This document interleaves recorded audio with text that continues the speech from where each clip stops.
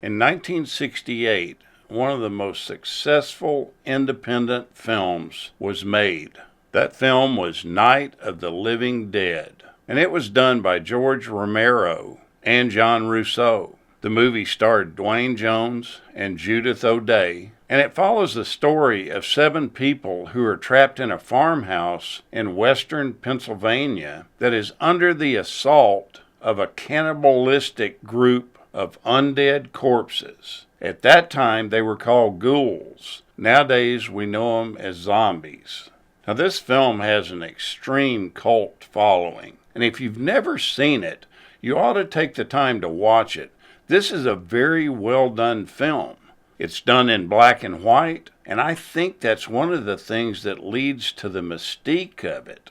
The photography in it is excellent. The camera angles they use are inventive. I have nothing but good to say about this film. Even if you're not into this genre of film, this is still worth watching just to see what can be done on a very limited budget. Now, as I said before, this is one of the most successful independent movies that's ever been made. It was made for about $114,000, and it grossed approximately $30 million, which is over 263 times its budget. When the writers decided to base the film on zombies, they called them ghouls at the time they were writing it. They had brainstormed and were just trying to find something that would just be terribly shocking for the zombies to do. And they decided that cannibalism probably was as far as they could go.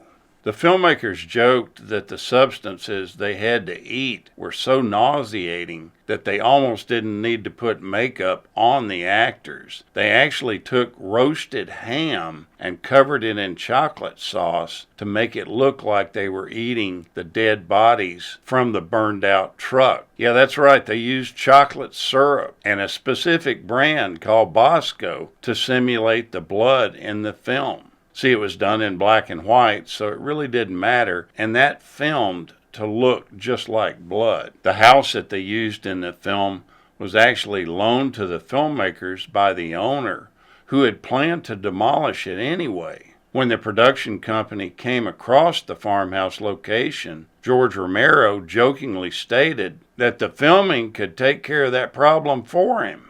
The production staff had to completely clean up the farmhouse to make it appear like it was being lived in. They said that the first place that they cleaned up was the kitchen. They wanted a clean place to eat lunch during the time they were filming on this workable set. The U.S. movie rating system was instituted in November of 1968. This film, released October 1st, 1968, is one of the last films released in the U.S. without a rating. Now, the director, Romero, chose the Evans City Cemetery for the first scene, due largely because it's isolated. The crew didn't want to be interrupted by onlookers or police inquiring about their presence. The cemetery sat on the top of a hill in a heavily wooded area, and this allowed them some privacy. Ironically, it has become a popular tourist attraction nowadays.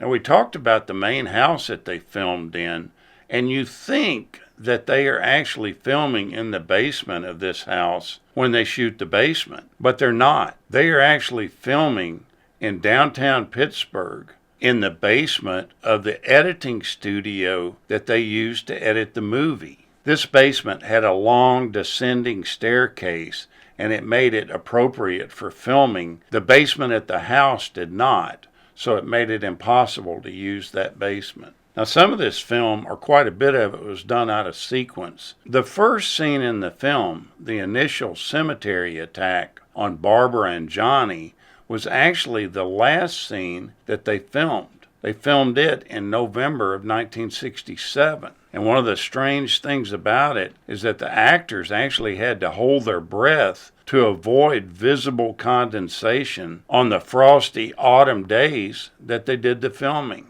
The music they used in the film was largely stuff that they picked up from public domain and from the Capitol Records music stock library.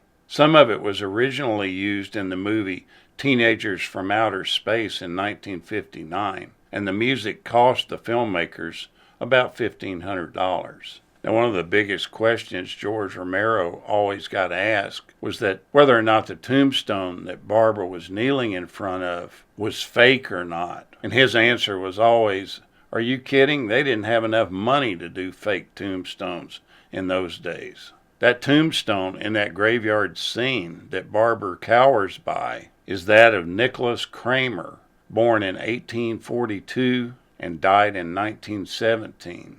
And his remains are interred in that Evans City Cemetery in Jackson Township in Pennsylvania. One of the working titles of the film was Night of the Flesh Eaters. Originally, the beings attacking the characters were supposed to be extraterrestrial in origin. They were either aliens or humans possessed by an alien pathogen. Eventually, it was decided that the dead would rise and devour the living, presumably due to the radiation that was carried by a NASA satellite returning from Venus. In the film, the zombies are referred to as flesh eaters quite a few times.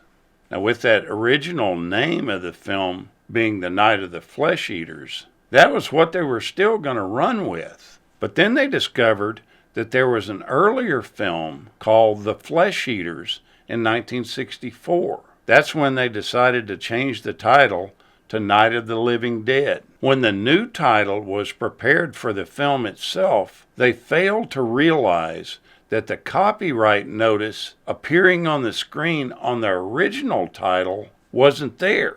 As a result, the prints that they released of The Night of the Living Dead were made without a copyright notice. At that time in 1968, this meant that this film, by default, fell into public domain. The filmmakers just lost untold millions of dollars when unauthorized 35mm and 16mm prints were made of the film. All this being done without any fees being paid to the original producers. And this is one reason you find it so hard to find a really quality version of this film. It's a copy of a copy of a copy in most cases. Now, it's said that when they were filming some of the sequences with the zombies walking across the field in front of the house, word got out that they were going to have some nude zombies in this filming. So what does that make happen? The people from the surrounding town decided it was lawn chair night. So they ended up showing up at a distance, parking lawn chairs to watch for naked bodies walking across the field. Now, they may have been disappointed in the fact that there was only one person that appears naked walking across the fields. And she's pretty obvious. You see her quite a few times. Now, she also appears with clothes on because everybody in this movie did double duty. Now, I guess some of the real enthusiasts of the movie had been searching and searching to try to find out who this nude girl was that was filmed in the movie. And I think they finally found out that it was a lady named Carol Wayne. This was not the Carol Wayne that you saw on the Johnny Carson show. And I guess she's been showing up at some of the conventions that they have for the movie. Now, Russell Striner's mother owned the car that Barbara and Johnny were driving in the cemetery scenes. Those scenes were actually shot over a 2-day period. Someone accidentally ran into the car during a break in filming that left a dent that was easily visible on camera. So what did George Romero do? He rewrote the scene so that the car came to a stop after crashing into a tree. He made it look like it was all part of their original scene. The film's world premiere was at the Fulton Theater in Pittsburgh, Pennsylvania on the 1st of October, 1968 at 8:00 p.m. The admission was by invitation only. After the film played, it was met with a standing ovation. It's definitely regarded as a classic now. At the time, it took a considerable amount of criticism because of its graphic use of gore. Take a look back at this movie. You might be surprised how well this low-budget film was done. Thank you so much for watching, and we'll continue to chase the classics.